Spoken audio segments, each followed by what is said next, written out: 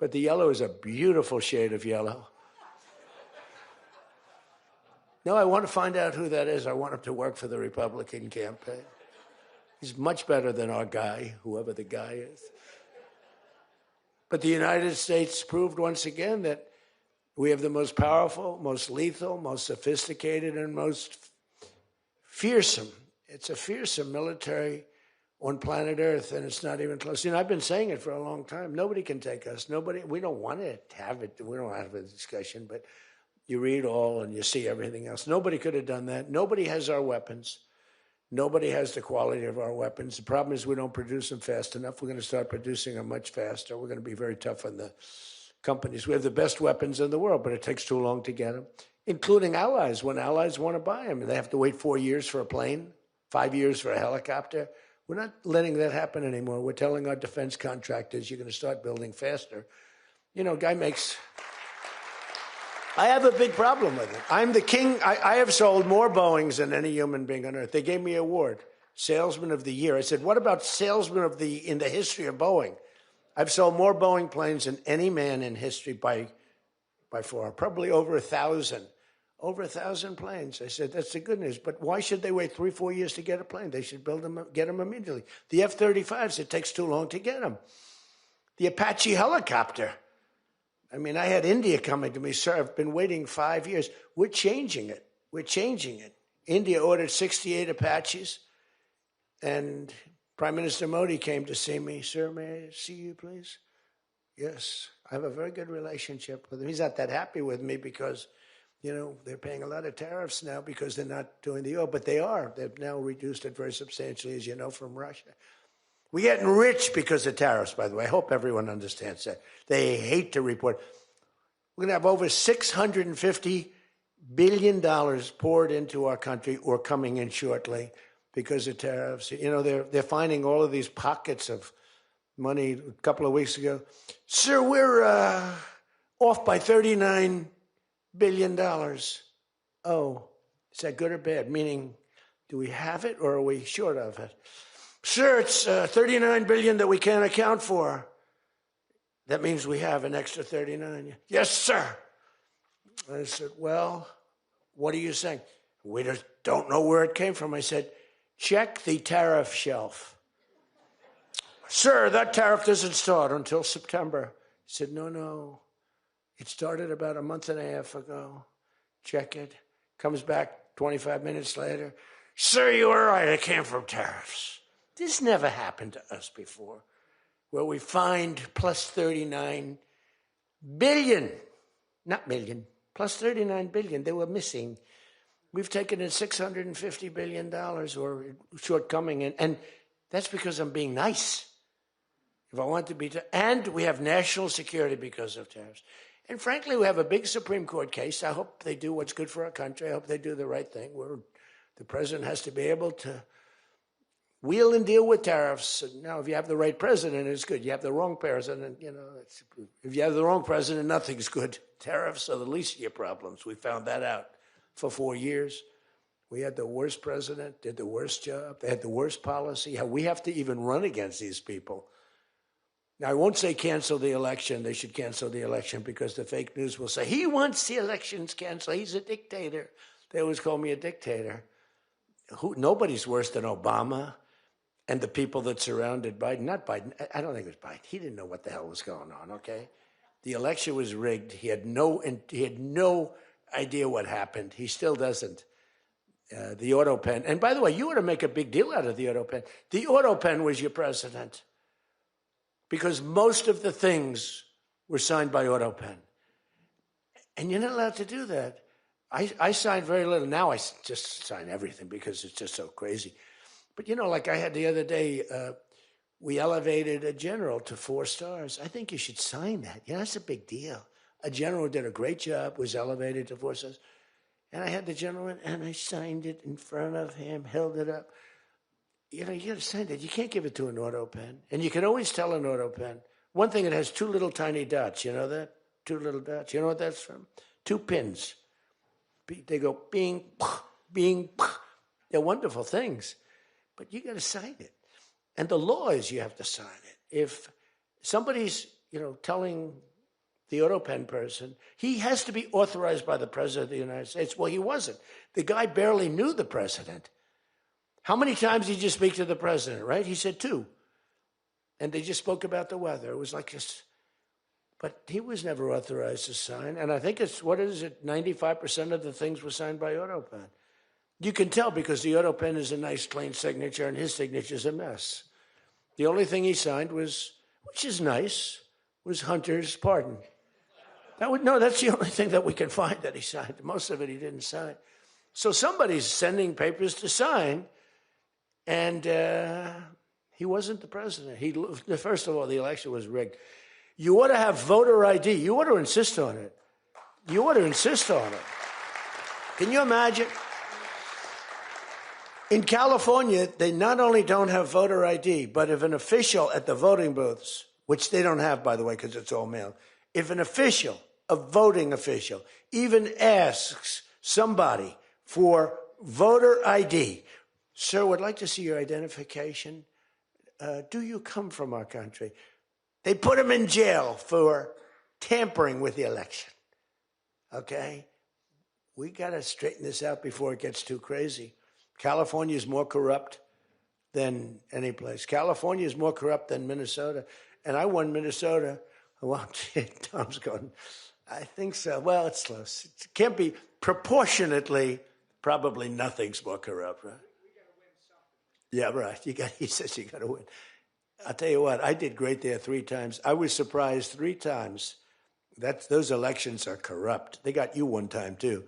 But I heard a long time ago, but they got you. But they got to straighten those out. But we have to have voter ID. And, you know, when you confront a Democrat about voter ID, like in a debate or something, I said it a couple of times with Biden, and they're very embarrassed when they say, we want voter ID, voter identification. The only reason somebody doesn't want that is because they want to cheat. Our elections are crooked as hell. And you can not only win elections over that, and not only win future elections, but you'll win every debate because the public is really angry about it. And you ought to pass the SAFE Act, or whatever you're going to call it. Are we going to SAVE Act or the Save America Act? I think we're going to change the name a little bit. You're going to put that up for a vote? I think everybody in this room certainly should do it. And it's a bad vote for them because they're voting against things like voter ID and other things that are almost equal to voter ID. But when somebody says, no, we don't want voter ID, that means they're crooked. And the public understands it. You win elections with that. But I think it would be really important, Save America Act, if you would put that up for a vote. It's got my total endorsement. And all it is common sense things about the election. And they'll fight it like crazy because they cheat. That's the only way they can win. When you have policy so bad, when you have policy with men and women's sports, and they fight like hell for it. They still are. I saw the other day a person that you know very well, a congressman, was fighting like hell. And, you know, I was out the other day with somebody, and I was with an ex-football player. The guy was massive. His leg was like this. And a young woman who plays flag football, and she's very good, supposedly, as an athlete. She's smaller than this guy's leg, okay? And if they were playing football together, he wouldn't even have to run. He could just keep walking. They couldn't take him down. You know, the guy, he can't even believe it. But there are so many. They had a race, a long-distance race. They had champion men, women, you know, one of those marathon deals. The man finished 5 hours and 14 minutes and 36 seconds sooner. He beat the champion woman by 5 hours. It's so demeaning to women. It's so ridiculous, right? It's so ridiculous. The weightlifting, take a look at the weightlifting records. One record stood for 18 years, and it was broken by 112 pounds. They couldn't get 1/8 of an ounce, you know? They'd put 1/8 of an ounce on. Then she's going to break the record for her mom, who's sitting in the front with her father. I'm going to break it. And she's out there. We're adding 1/8 of an ounce to each side. This record has stood, ladies and gentlemen, for 18 years. But she's going to do it. She's looking to get into the Olympics, right? And she gets up, and they put a little tiny thing like this, little tiny. And my wife, by the way, my wife hates when I do this. She said, she's a very classy person, right? She said, it's so unpresidential. I said, but I did become president. She hates when I dance. I said, everybody wants me to dance. Darling, it's not presidential. She actually said, could you imagine FDR dancing? She said that to me. And I said, there's a long history that perhaps she doesn't know. Because he was an elegant fellow, even as a Democrat, right? He was the attack by Japan, he was quite elegant.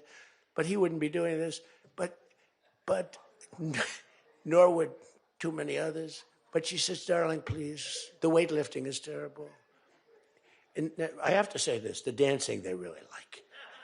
She said, they don't like it, they're just being nice to you. I said, that's not right. The place goes crazy. They're screaming, dance, please. But the weightlifting, but no, the girl gets up. And you see, I want to be more, but I have somebody watching.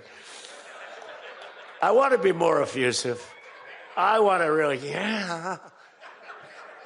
But she gets it, and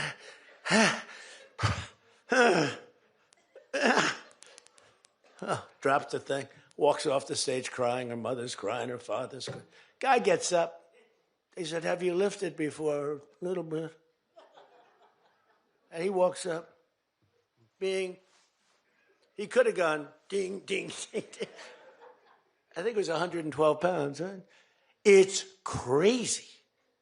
Or the beautiful boxer, they have boxing now, and that they have a young gentleman who transitioned, who's a very good boxer, but he wanted to be a woman, which is, to each his own. Because I want to be very liberal when it comes to these subjects. I'm trying to get that vote. It's not an easy vote to get. It's very tough for me to get it. But he transitioned, and he transitioned, and the girl was a champion boxer from Italy, remember? She got up, first round. He hit her, boom, with a left. A left, for those, everybody here knows about, but a left, Lisa knows better than anybody, but a left is defense. He goes, boom. She's like, oh my, she walked to the corner, remember? She didn't go down, but she did everything else. But she said, I've never been hit like that before. I don't want to go out again. You can do it. You can do it. Bang. She walked off. She said, he happened to win the gold medal, that young woman. He won the gold medal. There were two transition people. They both won gold medals. The whole thing is ridiculous. You have policy on your side. They don't have policy on your side. Right? You have policy.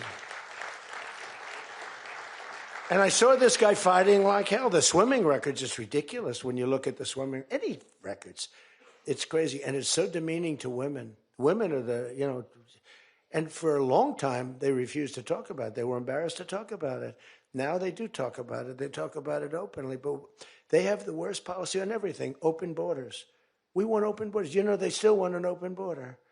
We did the greatest job ever on borders. And I think they forgot it. My guy said to me today, I have a great guy, Ross. He's the greatest speechwriter. He said, sir, let's not mention the border. Nobody cares about the border anymore. Can you believe it?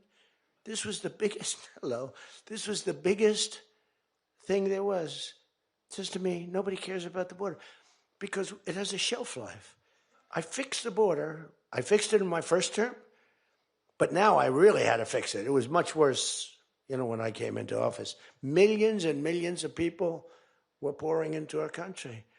And I fixed it. And my guy, who's incredible, says, people don't want to hear it, sir. You've done that. The problem is people forget that I did it. They totally forget. They were talking about the other day, we don't like Donald Trump on this. We don't like Donald Trump on that. And somebody just out of the blue said, well, he did an unbelievable job. Who cares about that? They're saying, that's been done. What do we do about that, Mike? Everything you do. It's almost like, what have you done lately is the way you have to run your life. In other words, I could have The most unbelievable 4 years. And I guess I'm not allowed to run. I'm not sure. Is there a little something out there that I'm not allowed to run?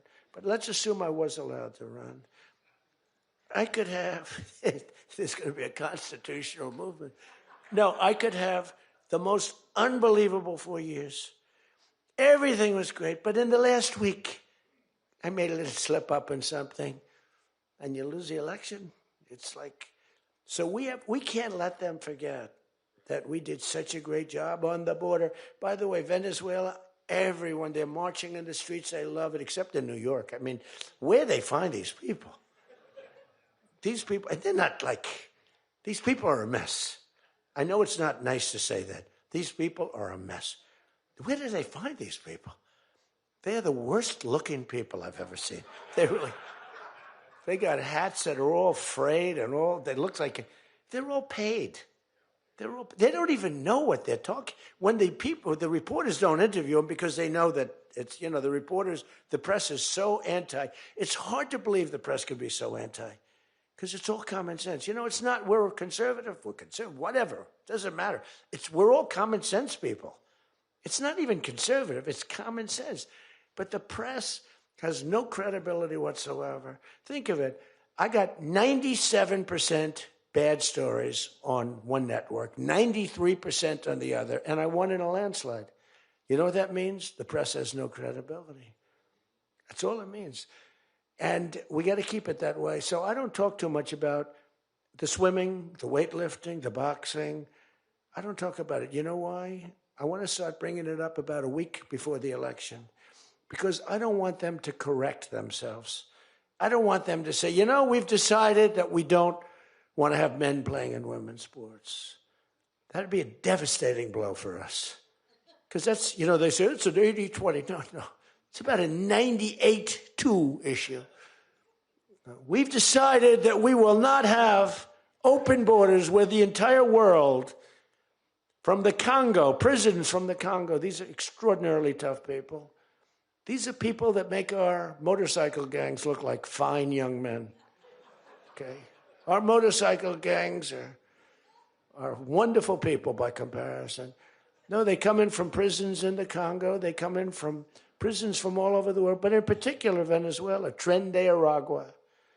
Tren de Aragua comes in, and Tren de Aragua, they say it's the worst gang in the world. It makes our gangs look like little sweethearts. It makes our gangs, you want to take them out to dinner, they're so nice.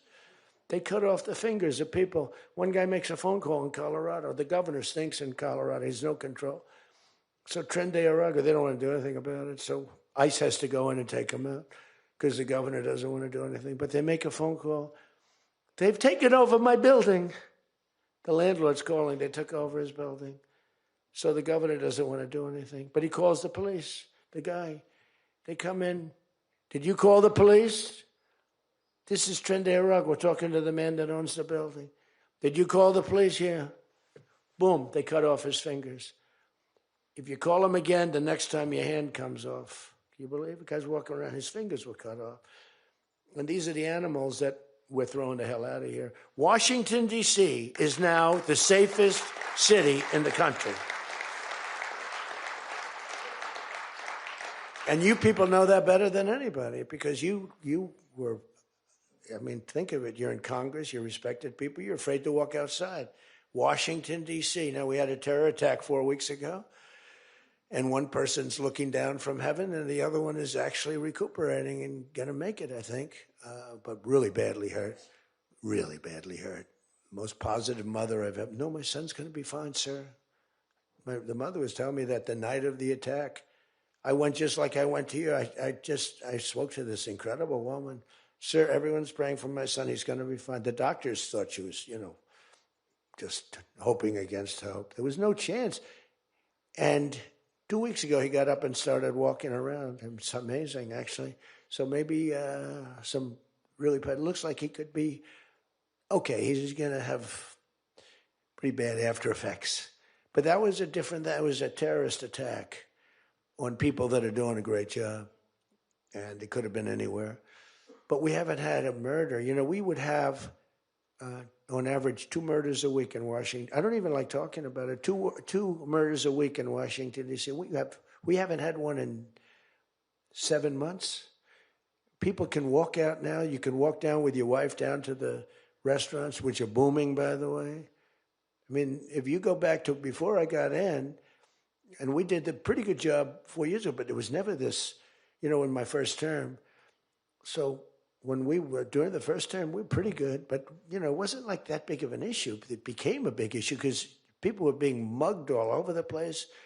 We had a couple of people working in the White House that were killed. We had one guy waiting for his wife in a car. They said, "Get out of your car." He said, "Well, I'm waiting for my wife." They blew his head off. The wife is walking up to the car. Animals. And then they get angry when I say, "They're animals." Nancy Pelosi, "They're not animals. They're human beings." No, they're not. This is another thing. That's a 98-2 issue also. No, they're animals. And we've taken them out. We've took out over 2,000 people, brought them back to their countries from where they came, or they're in prison now in Washington. Because it's not just like, you have to take the bad ones out. 2%, 3% of the population causes 90% of the crime. Think of it. 2% of the population in Washington, D.C. causes 90% of the crime. So when you get rid of the 2%, we took out over 2,000 people, got them out of the country or in prison. Some were so bad that we didn't want to send them back to their countries because they'll come back in, even though it's hard now, but, they're pretty smart. They're sick, but they're smart. But you're now living in one of the safest cities in the country. It's a great thing. You can walk to the restaurants. Restaurants are booming. New restaurants are open. They were all closing. You wouldn't have had a restaurant. And I don't know about you, but to me, those soldiers standing there look so good. I'm not going to feel safe walking down the street without them. I don't think you would either. Even though, we took out so many criminals, I just feel better. To me, they're beautiful. I look at these soldiers, and you feel safe. You feel safe. I don't think if we took them out, even if the crime wasn't much, it would definitely be more. We did a great job in Chicago. They don't want to talk about it. We, against all this slob of a governor, this stupid slob, who's the family threw him out of the business. He was a dope, and the Pritzker family. But they threw him out of the business. And the mayor, he's a low IQ person, extremely low IQ. We should give everybody, like, these competency tests, right? The cognitive, they call it cognitive. I'm the only president that went for cognitives. I think every president and vice president should be forced to take cognitive exams, mental tests, like, are they intelligent? Wouldn't it be nice? Do you think Walz could pass a cognitive test, as an example? Do you think Kamala could? I don't think Gavin could. He's got a good line of crap, but other than that, he couldn't pass. I mean, here's a guy who didn't want to have water coming down from the Pacific Northwest. Why? They have a little tiny fish, this big, it's a little tiny fish. Not doing well. You know why? No water. They're sending water. It's too much. It's killing the fish, so they cut it off. And then they have 25,000 houses burned down. They don't know why. No, I think, I believe in it. I'm the only one that took a cognitive test. I do, it's the worst. If I don't do a medical exam, because I've had times where I went longer, because I'm busy. If I don't do a medical exam, they say, Trump's not doing an exam. There must be something wrong with him. If I do the exam, they say, why did he do this? Why did he do this part of an exam? He did too much. There's something wrong with him. Do you remember there was a period, Mike, where I had 32 days in a row. I did one press conference, 2, 3, sometimes 4. I do them behind the desk. I don't even just do it. I do press conferences. But I do many press conferences. So in 32 days, and then one day, just one day. This is 32 days in a row. Must be some kind of a crazy record. Then one day, do you remember I didn't do one? Because I took Kai, my very brilliant golfer, beautiful young lady who swings the club so beautifully. She's a great scratch golfer and loves playing. Grandpa, would you take me to play golf? So I ran, I play golf in record. I play speed golf. It's better that way. You know the expression? Miss it quick. No, I play speed golf, but I'm a good golfer. Everybody knows. Anybody that I've beaten in this group. But I love to play golf, but I don't get to play much. But I took off 2 hours, and the press couldn't find me. But they knew I was there because they follow me. And I was getting, are you okay? Guys are calling me up. Some of the guys in this room. Sir, are you okay? Yeah, what's the problem? There's a report, sir, that you're no longer with us. Remember that? No. The report was that I don't want to use the D word. It's such a horrible word. Dead. I don't like. There's a report, sir, that you're no longer with us. I said, well, I just hit a 280-yard drive. This isn't bad. And, it's one of the, and it took me a couple of weeks to get that one straightened out. The new one is they did a report in the fake news New York Times where I worked this day from early in the morning till late in the evening, but we don't give out a full schedule. It's like who the hell wants to give out a schedule to these people? But it's all work. And this, in particular, this day was brutal. I never got to leave the seat. You couldn't do anything. It was just one after another after another. And this went on from early in the morning till late in the evening. And my people gave out a report. He had lunch. They show a report, lunch with somebody. And they did a story. Donald Trump is slowing down. He only had lunch. And then he went back up. And they said, that's malfeasance, whoever did, right? No, it's terrible. I was actually more angry with my people than I was with the New York Times. But they wrote a story. And it takes you a period of time to recover from these hits. And it's almost no matter what you do, but you have to keep a positive eye. But we have a fake press. We did a thing that's so incredible on medicine that nobody has ever done it. Reducing favored nations, most favored nations, we reduced the cost of medicine at levels that have never even been dreamt of before. We should win the elections on just that thing if we did nothing else and went home. Go home. We did favored nations where we're bringing down the price of a pill. As an example, in London, the pill sells for $10. In New York, it sells for $130. That's 13 times as much. Most favored is I want to pay what the lowest nation in the world is paying. Everybody knew about it, but nobody had the guts or the stamina to do it or the respect from other nations, but I do. And then you also had to get the drug companies. The drug companies were not easy, but they were much easier compared to the other nations.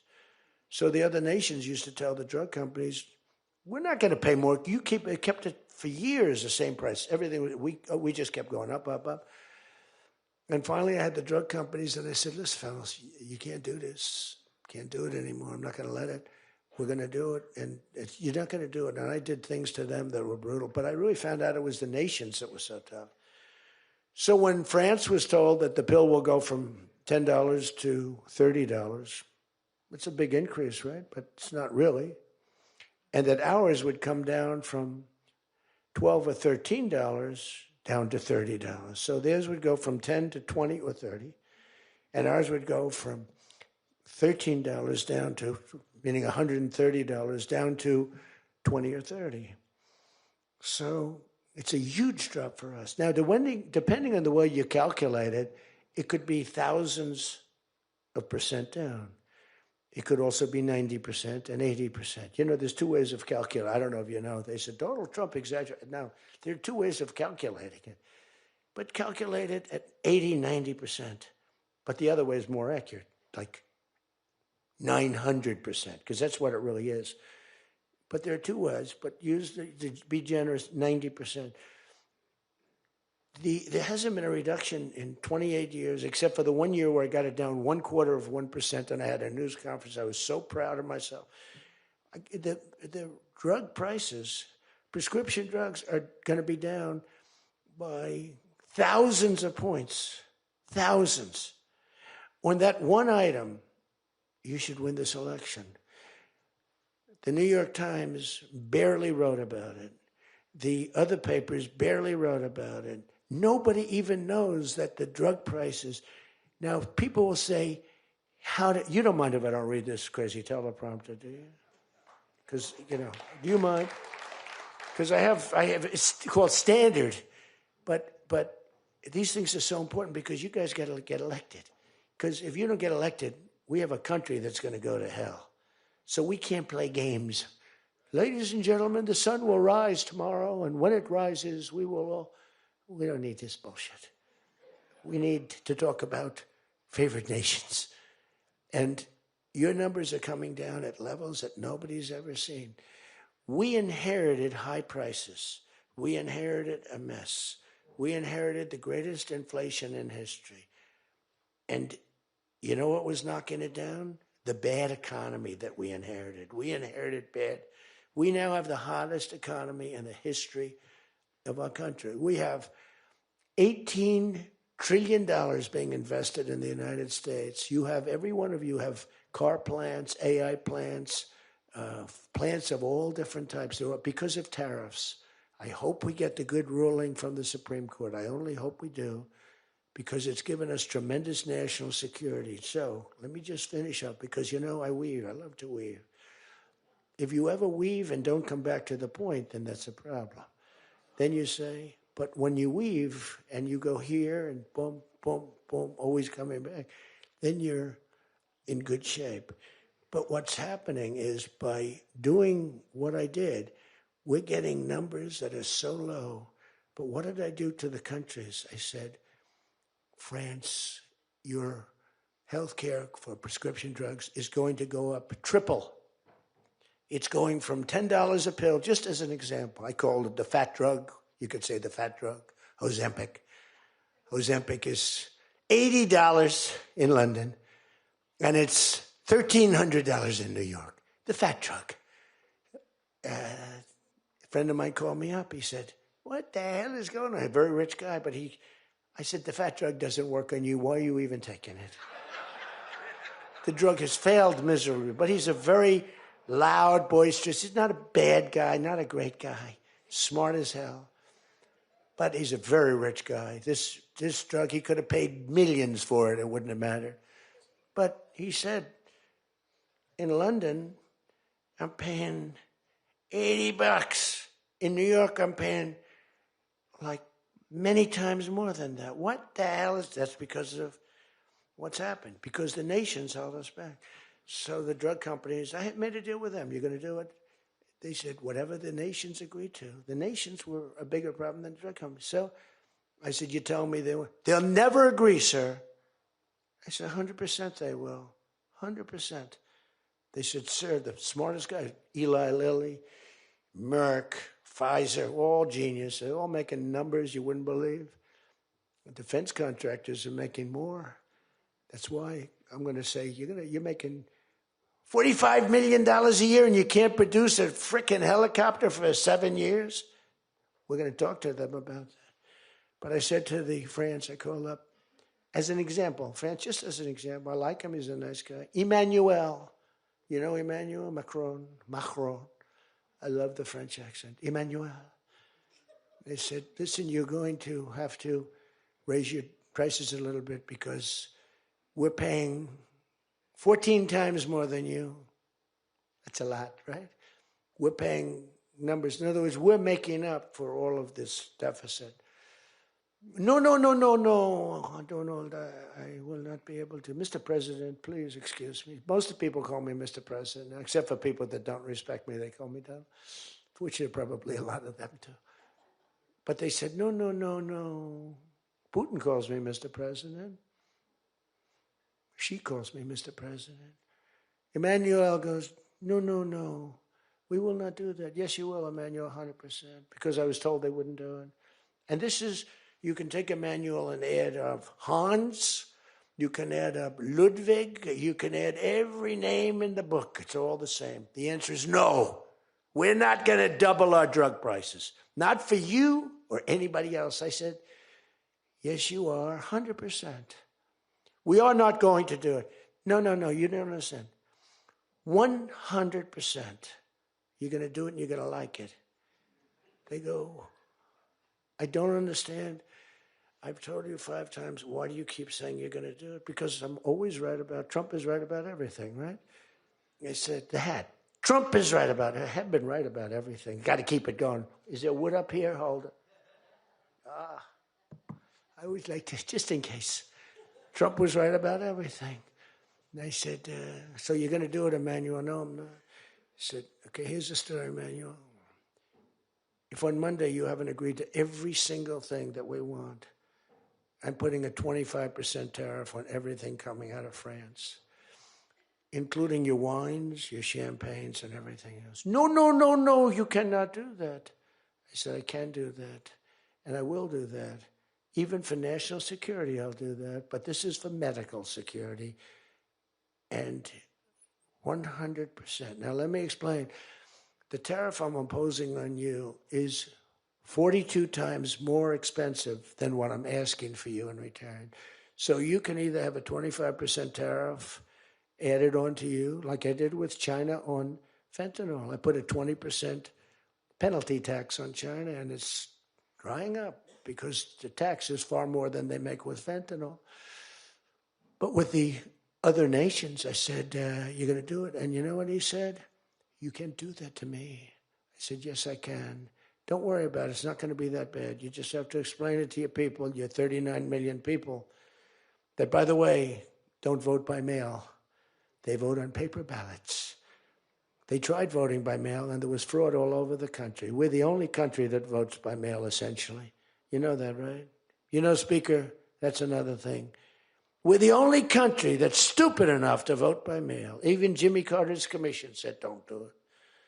But just to finish so that you won't say he wanders. Emmanuel said to me, Donald, you have a deal. I would love to increase my prescription drug prices by 200% or whatever. I would love to do it. It'd be such an honor. Whatever you want, Donald, please. Don't tell the population. Please, Donald, I beg you. Every country said the same thing. No, we will not do this. Some were strong, some were very nice, some were rude. But they all said one thing, no, we won't. And within, I'd say on average, 3.2 minutes, they were all saying, we would be honored to quadruple our drug prices. So we would be honored to quadruple our prices if that's what you like. We want to make you happy. Okay. Therefore, I will not charge you a tariff, and you're going to increase your drug prices by 3 times what they were paying 2 days ago, right? And we have now favored nation. You think Biden could do that? I don't think so. Think Biden ever thought of it?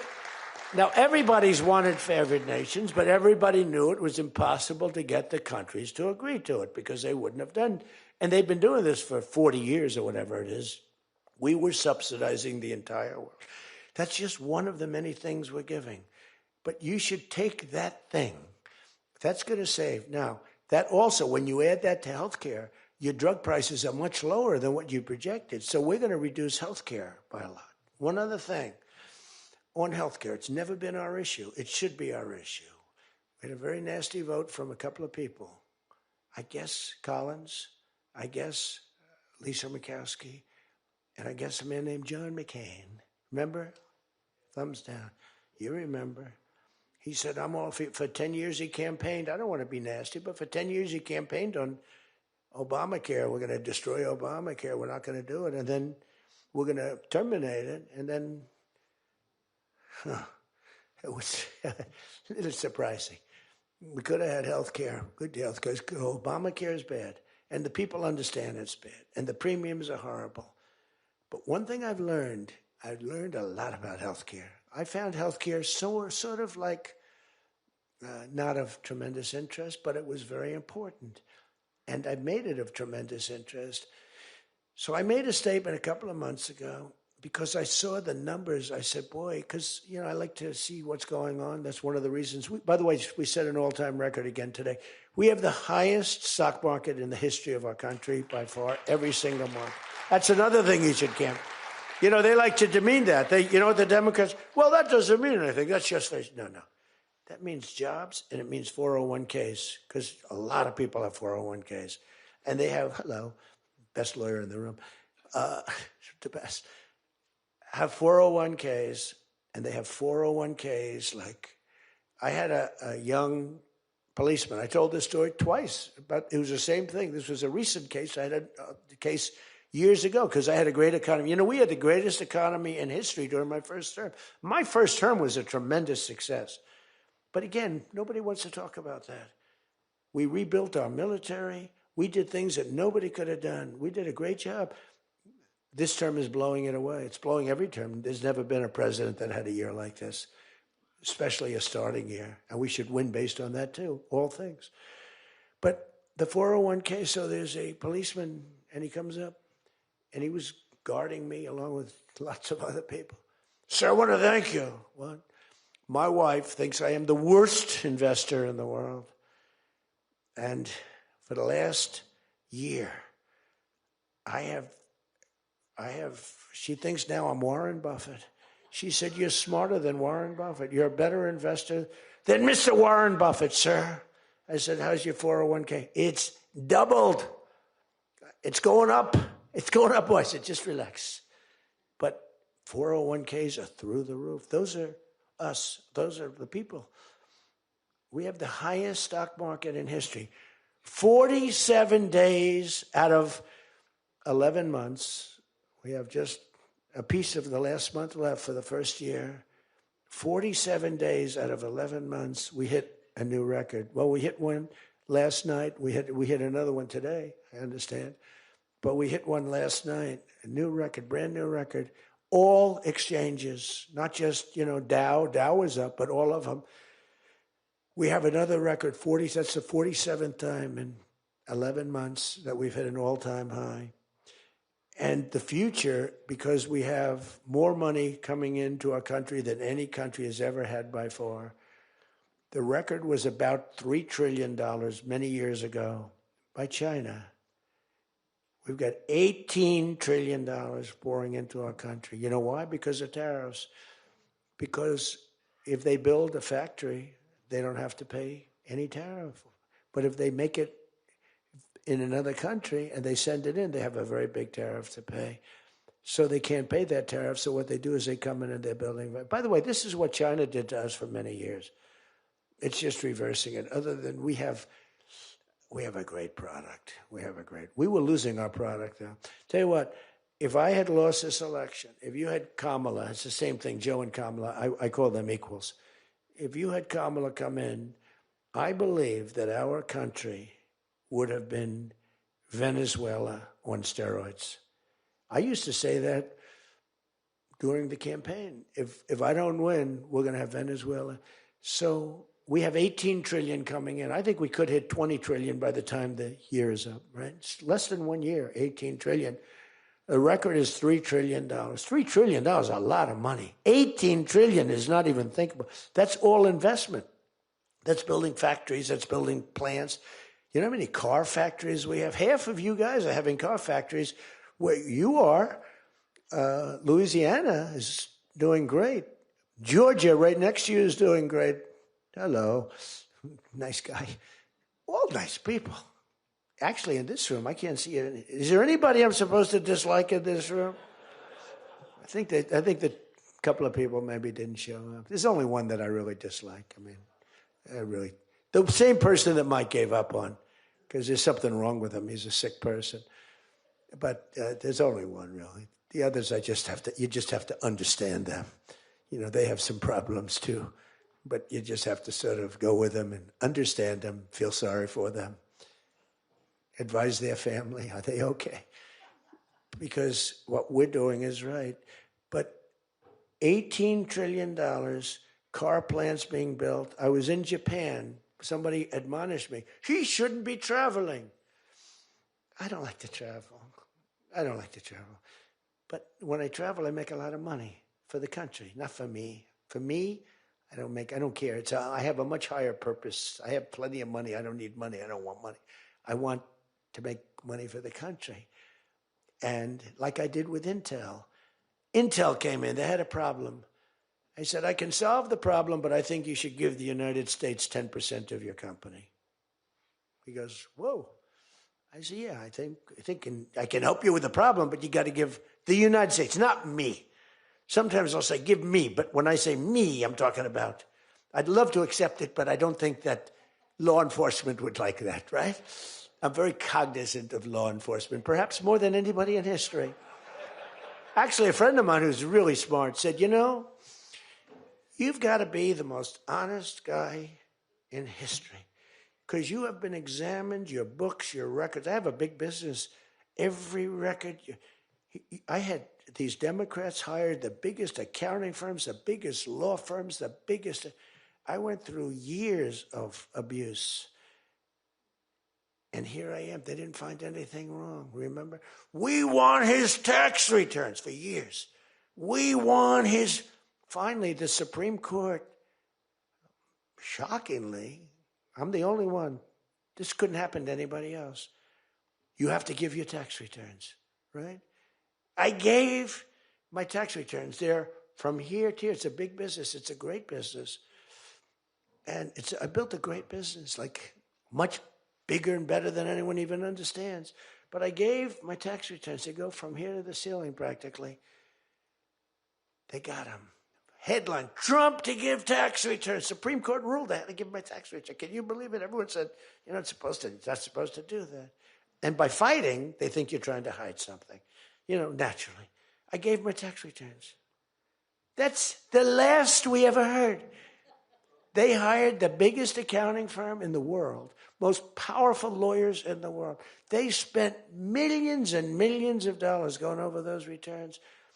There hasn't been one story that I did anything wrong. So this friend of mine who's highly sophisticated, rich guy, smart guy, said there's nobody that I know that could have gone through an examination like that and not ended up in prison. Nobody ever had to suffer like I did. Nobody ever did that to anybody else.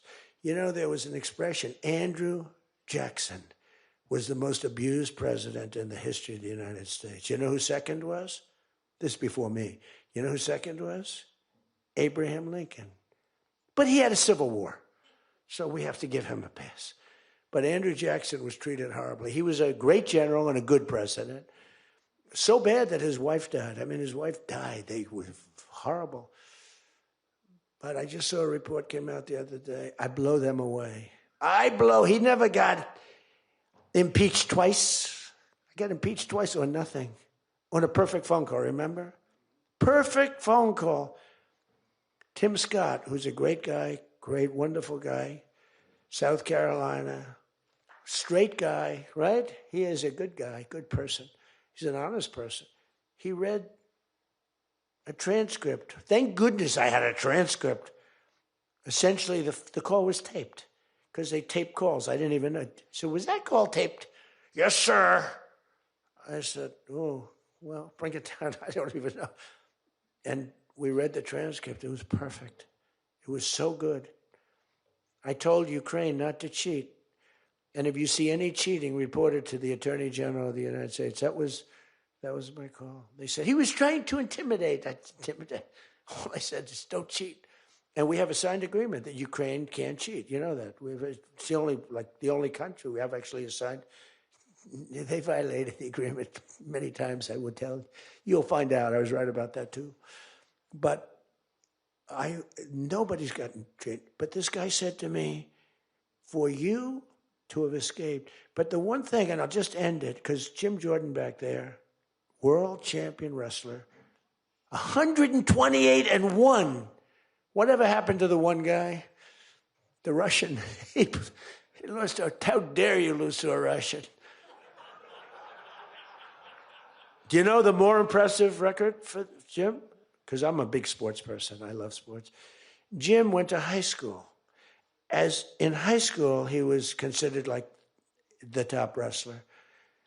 But he was undefeated in high school. Now, what that means is that as a freshman, he was beating seniors. Is that true? Were you actually undefeated? Seriously, were you undefeated in high school? That means As a freshman, he had to beat seniors, Steve. Nobody could, because there's such a difference between a freshman and a senior.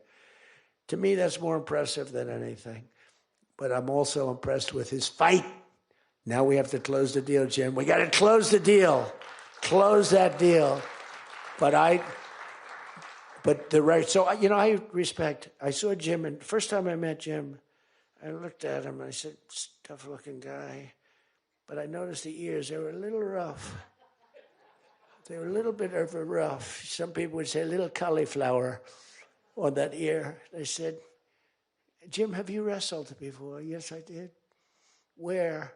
Was it Ohio State? Something like, he was an All-American at Ohio State. I said, yeah, I could sort of tell. I look at the ears and I can sort of tell. But have you had plastic surgery on your ears, Jim? No? Because they look better now than they did the first time. They've healed over the years. They've healed. Actually, now you're wrestling with probably much tougher people, the radical left lunatics, right? But anyway, so I just want to leave it by this. I want to say that you are great people. We have all of the policy. We have wonderful.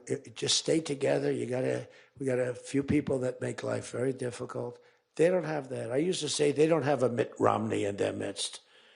I mean, Mitt Romney was very difficult. You know, he was almost like, for them, he was on the Senate side. But we have a couple of people that are really bad. I mean, they're bad, but maybe they'll straighten out. Maybe somebody in the room can sit them down and straighten them out, because what we're doing is the right thing for the country. We're not Republican or Democrat. We're doing the right thing for the country. If you look at what we're trying to solve the health care problem. We're trying to get better health care at a lower price. I mean, that's a good thing, right? And the one thing I learned, and just in concluding, and I said it like a month and a half ago, and it was the number one thing in the country. Even the fake news covered it. They tried to put a negative spin on it, of course. I said, I read a story about insurance companies making a fortune. A fortune. Their stocks were up 1,700%. Who invested recently in a stock that's up 17? And that's because the money that they're getting from Obamacare is massive. And the government generally. That means they're making a fortune. And as soon as that, because I have a natural, I don't want to say it again, but I have a natural business instinct. I do. I've always done things. I've done some things that people said you're crazy and I made a lot of money with. I've done a lot of things that were good. I have an instinct, right? Somebody said, he's got the best political instincts of any politician in 150 years. I said, no, I don't. I really don't believe I do. I think I have good instincts. I have common sense. But they said that it was a very complimentary statement, but I don't believe that's necessarily right. But I do have good policy. I have good common sense. And maybe they wheeled that into instincts. And I did become president, so can't be that bad. And I never did it before. Don't forget, I ran for president. I had a politician telling me very strongly, they said, sir, I've run for office 20 times and I've won 17. And I know what I'm talking about. This was at the very beginning of my first time. I said, well, I've only run once, and I won, but I won for president. He said, you got me on that one. He's actually sitting in this room right now, that son of a gun. He knows who I'm talking about. He was giving me a hard time, but he's turned out to be a decent person. Not the best in the room, but a decent person. He's not my favorite in the room, but he's decent. But we have one thing that's really strong. Uh-oh, it's a fake news. Pulitzer Prize, right, Doug? Pulitzer Prize. He got one for the bullet. He had the bullet, but he got how many Pulitzer Prizes? 3 Pulitzer Prizes, and all talented guys. These are great guys. I don't like the people back there as well. These are the ones that take the pictures. Make me look thin for a change, Doug. You're making me look a little bit heavy. I'm not happy about it. But one thing I did see and find out in the last 2 months, when you tell the people that we want the money to be paid to the people so the people can buy their own health insurance and health care, it's like, and I just said it, And I said it because I read a story on the front page of a certain paper that I don't even mention because it's so stupid. Paper is so bad. It's gone so far off the Wall Street Journal. I don't mention it. I refuse to tell you which. I refuse to tell you that it's the Wall Street Journal. They've lost their way. This is not the Wall Street Journal of old. But I read a story on the Wall Street Journal, and it said that the insurance companies are making so much money. They weren't demeaning them or anything, and I guess as an investor, you're happy. When I read that, I said, wait a minute, they're making that kind of money, and they're making it because of stupid politicians, I hate to say, that we allow them to make it. If you guys can get in a room, because, we don't have that as one of our issues. It's the only thing they have. They're lousy at it. They came up with Obamacare. We tried to fight it. We almost had it won, but we didn't get 3 votes. We should have gotten them.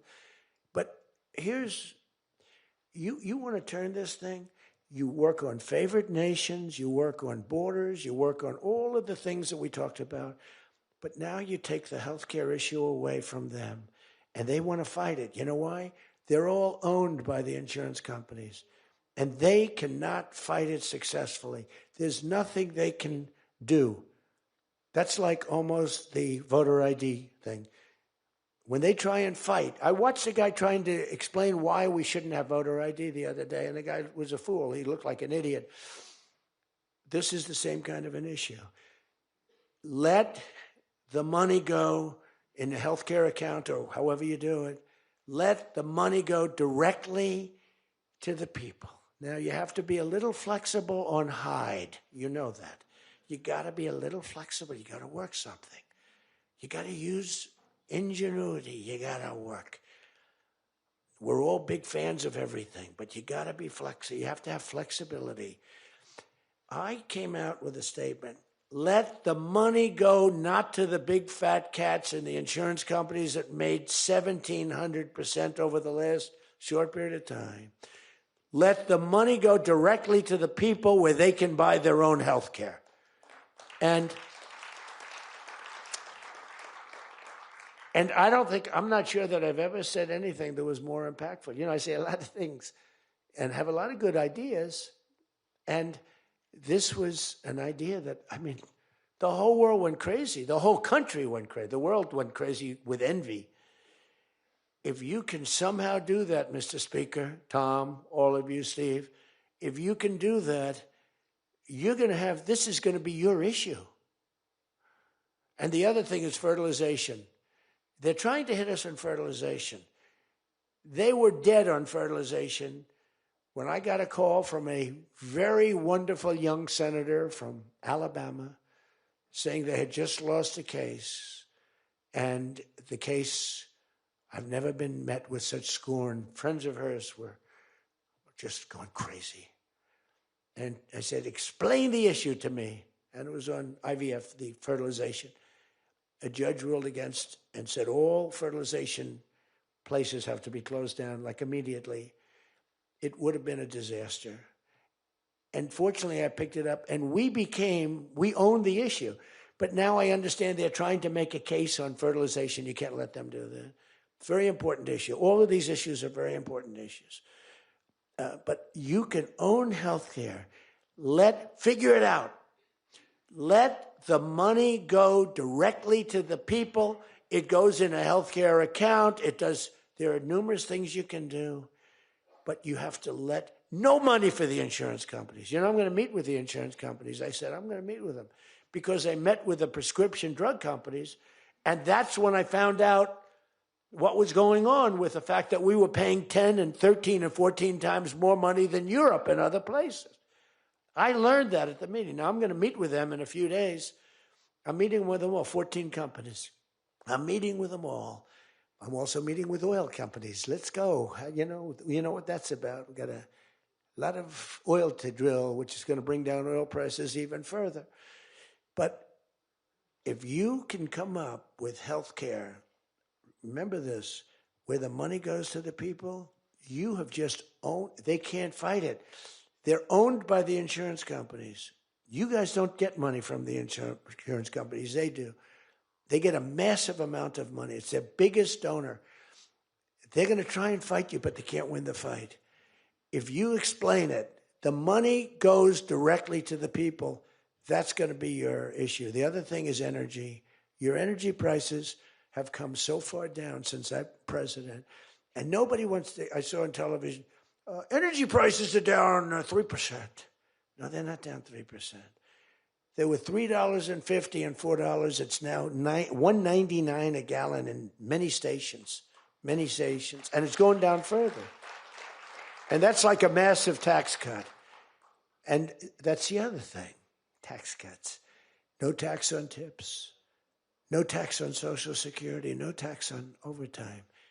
Now think of this, no tax on tips, no tax for seniors on Social Security, no tax on overtime. You're allowed to deduct if you buy a car and you take out a loan on the car. For the first time ever, middle-income people, all people can deduct, but they never got a deduction before like this. It's only for rich people. They got them. They have so many deductions. You're allowed to deduct the interest against your taxes. Nobody thought it was possible.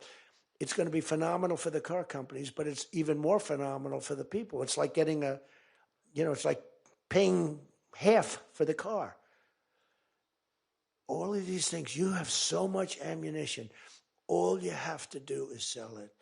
Taxes. But the one thing they know about the taxes, I call it the great big beautiful bill. I think it's even better. But the great big beautiful bill is just that. There are so many goodies in the bill, you have to get the word out. Because the people in the back of the room won't do it. That's why I love live television. Because they can't, sometimes they'll turn the camera off. But they're embarrassed when they do that. If we're going too strong and doing too well, if the lights go off, you know you're doing well. If the lights are on, you got yourself a problem, okay? I see that little red light. That light goes on. If that light, that's bad, isn't it? If that light goes off, you know that you're doing a good job because you're fighting the Democrats and you're fighting the fake news. And it's amazing that they can be so stupid. And they don't have credibility anymore, and you can beat them. I mean, it's the old thing that, never fight the news, but you have no choice because it's almost like they become radicalized. But you are fighting the news, but you can beat them. That's why I'm standing here. I mean, I had Kamala. I was beating Joe by 30 points, and then they changed him. That's like a fighter in the ring. He's losing, and they said, let's put somebody else in to take his place. Very unfair. They changed in the middle of the election. They said, he's going to lose, so let's give somebody else. And fortunately, she was just as bad as him. Probably slightly. I don't know. Would you say as bad or worse? Close. Pretty close. But it took 6 weeks. It was a honeymoon period. 6 weeks. It took 6 weeks to find out that she didn't have what it takes. But you got to win the midterms. Because if we don't win the midterms, it's just going to be, they'll find a reason to impeach me. I'll get impeached. We don't impeach them. You know why? Because they're meaner than we are. We should have impeached Joe Biden for 100 different things. They are mean and smart. But fortunately for you, they have horrible policy. They can be smart as can be. But when they want open borders, when they want, as I said, men and women's sports, when they want transgender for everyone, bring your kids in. We're going to change the sex of your child.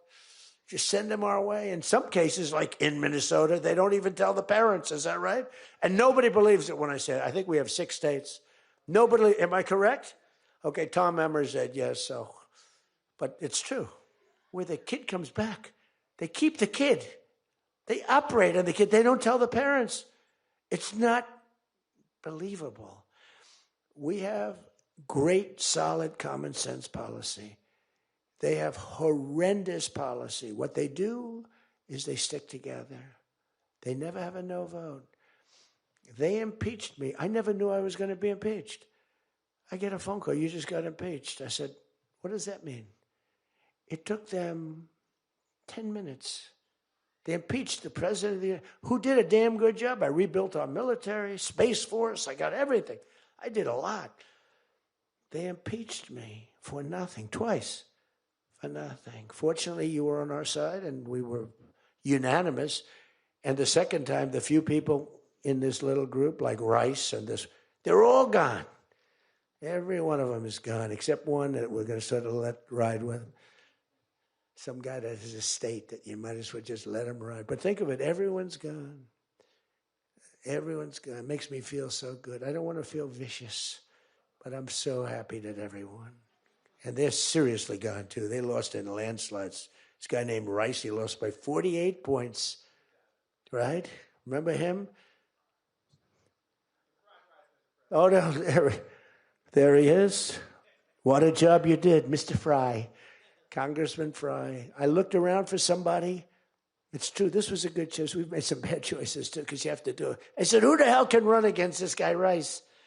It was a Trump plus 40 district. They had riots around his house that night. You know, he voted, I vote to impeach. And that night they had riots. So they said, who the hell? Just give me somebody. A warm body. And then, no, it has to be a living, breathing person. And then if I could get a genius, it would be good. And we got a guy who is so good. He's been, I think, are you happy with him? I think so. Stand up, Rob. He's great. I said, where does he come from? He's like a senator, state senator or something. I said, all right. I spoke to him one time. I said, you're accepted. But little did I realize how good he was. You did a great job. You've done a great job, and the people love him. So he has done a great job. I just want to say this. I haven't read one word on this thing. Who the hell else could do this? And I think I gave you something. It's just a roadmap, and it's a roadmap to victory. You have so many good nuggets. You have to use them. If you can sell them, we're going to win, because we've won 2 races in like 50 years. It's, for whatever reason, I don't know why, but just don't fight it. It doesn't make sense. There have been 2, and they were unusual circumstances. So whether it's a Republican or Democrat, whoever wins the presidency, the other party wins the midterm. And it doesn't make sense, because we've had the most successful year probably in the history. They say, and now you add what happened essentially yesterday, we've had the most successful first year of any president in history. And it should be a positive, and make it a positive. So with that, I leave you. I do. And I started by saying I love you all, and I'll end by saying I love you. You're amazing people. What you do for this country is incredible. And thank you all very much. Thank you. Thank you.